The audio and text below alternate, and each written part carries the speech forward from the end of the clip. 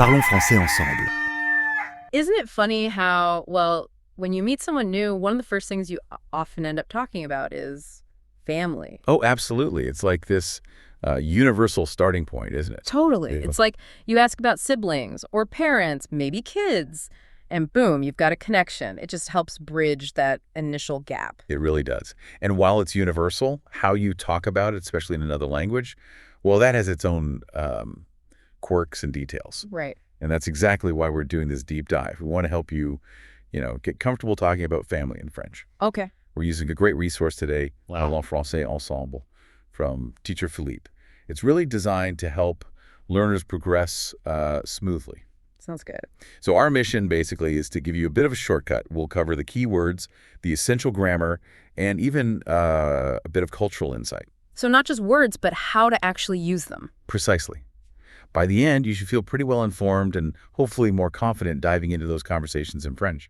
Excellent. Because knowing words is one thing, but like stringing them together naturally, especially with cultural stuff involved, that's the real goal, isn't it? Exactly. So where do we start? The absolute basics, I guess, the vocabulary, like opening up that French family photo album you mentioned. Perfect analogy. Let's start building that album word by word. We'll go through the main family members first. Okay. I'll say the French word, give you the pronunciation, the English meaning, and then I'll repeat the French word again. Nice and slow so you can really catch the sound. Got it. All right, first up, a father, un père, Un père. un père. Okay. Next, a mother, une mère, Une mère. une mère. Right. Then we have a brother, un frère. Un frère. Un frère, And a sister, une sœur. Une sœur. une sœur. Okay, making sense. Then for the next generation, a son. Un fils. A fille. A fille. Oh, interesting pronunciation on that one. Yes. Fils. Yes, the ill is silent there. And a daughter, une fille. Une fille. Fille. Une fille. Now, if you want to talk about both parents together, the parents. Yeah. Les parents. Les parents. Les parents.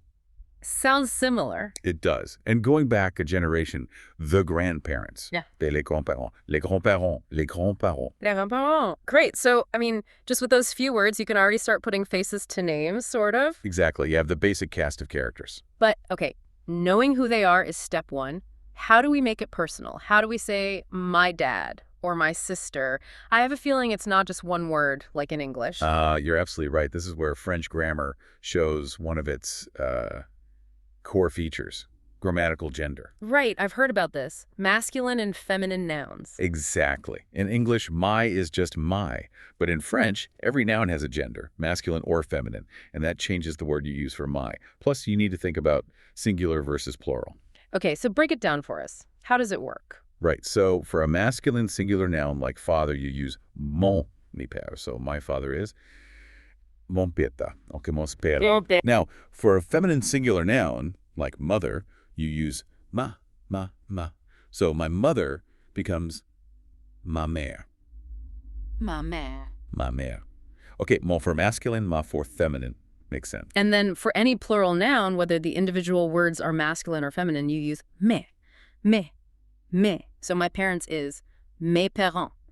Mes parents. Mes parents. Right. So mon père, ma mère, mes parents. Yeah. It's a fundamental difference, isn't it? You have to know the gender of the noun first. You absolutely do. It's something you kind of have to learn alongside the noun itself. It changes how you approach vocabulary. Definitely. But wait, there's a really interesting little twist here, something teacher Philippe points out. It's about pronunciation and, well, making things sound smooth. Okay. Even if you have a feminine word, if it starts with a vowel sound, you actually use ma instead of ma. Really? Why is that? It's for something called liaison. It helps the words flow together. See, if you said ma ami for my friend, if the friend is female, it sounds a bit choppy. Mami. Yeah, I can hear that. So instead, you use mon. The N sound at the end of mon, which is usually silent, links up with the vowel sound of ami. Mon ami. Mon ami. Ah, mon ami. It sounds much smoother. Exactly. That N connects them. It's a really common thing in spoken French. Helps everything sound more natural. That's brilliant. It shows the language isn't just rules. It's like alive and adapts for sound. Precisely. Okay, so we have the people. We have how to say my.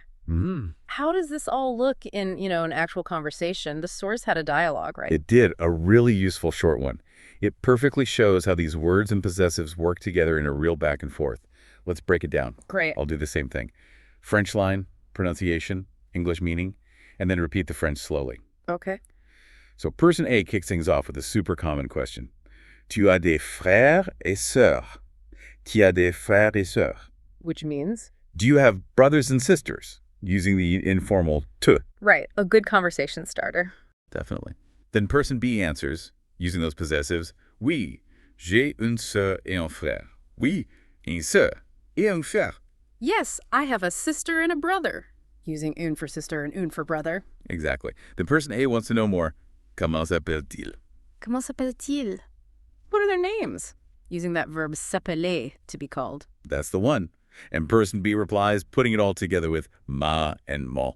Ma sœur s'appelle Julie et mon frère s'appelle Thomas. Ma sœur s'appelle Julie et mon frère s'appelle Thomas. My sister's name is Julie and my brother's name is Thomas. You can clearly hear ma sœur and mon frère. Perfect.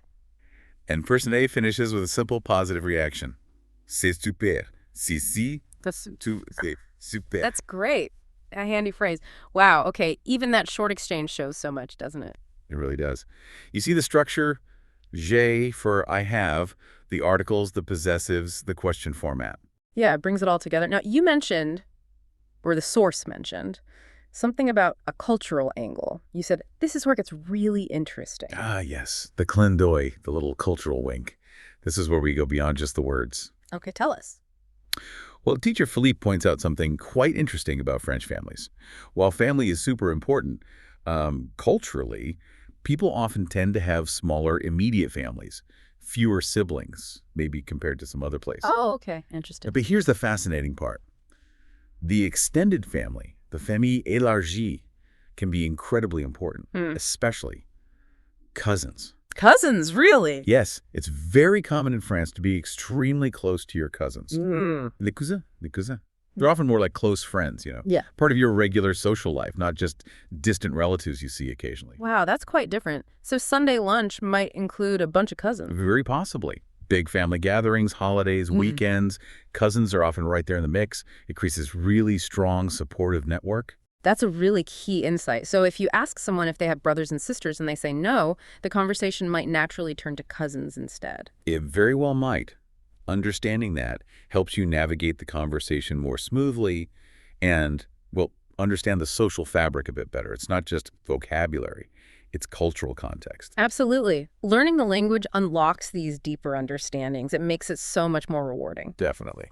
Okay, so we've learned the words, the grammar, got some cultural insight. Time to put it into practice. Yeah. A little petit exercise. Let's do it. A quick practice session. I'll give you the English phrase.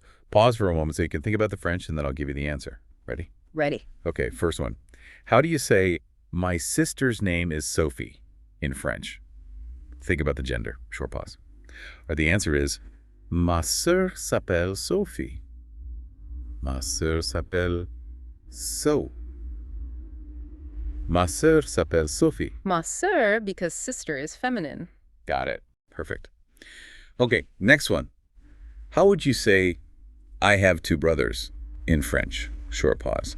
The answer is, j'ai deux frères. J'ai deux frères. J'ai deux frères. Using j'ai for I have. Fantastic. You know, even just trying to form those sentences in your head feels like a big step. It really is. That's active learning. You're starting to think in French, applying the rules. So let's recap this deep dive.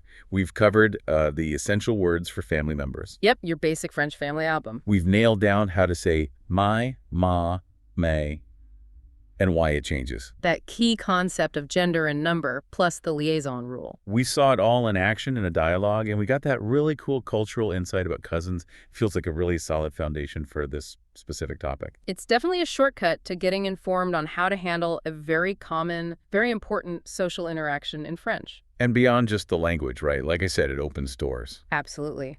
A few simple phrases understood in their cultural context can genuinely lead to deeper connections and understanding. It's about making knowledge useful. So what does this all mean then? Here's something maybe to think about. How might living these everyday phrases and their cultural weight in French change how you look at family chats in, well, any culture? That's a great question. Yeah, like what other simple topics, if we explored them this way, could unlock similar insights about how different people connect? Food for thought, definitely. It really is. Well, a huge thank you again to Teacher Philippe and the Parlons Français Ensemble resource for giving us such great material for this deep dive. Yes, thank you. And thank you for joining us. We hope this helps you connect. Until next time, à bientôt. À bientôt.